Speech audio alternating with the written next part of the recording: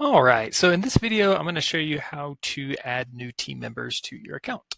So as always, we're going to start by going up to our Bardeen Chrome extension here. We're going to open our account. We're going to go down to the three little dots in the bottom left-hand corner. Then we're going to click Settings. And then on the left here, you'll see a team option. Here you can click your team option. And the very first thing that you'll see here is an email box. So you can enter in all the different emails that you want for your team, send them, and it'll automatically send that email. You can also generate a link and basically just send it to all of them over Slack or email or whatever you want.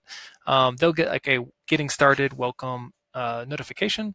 Then they can, from there, put in their information, join your account, and you should be able to add and build out your team on Bardeen, just like that.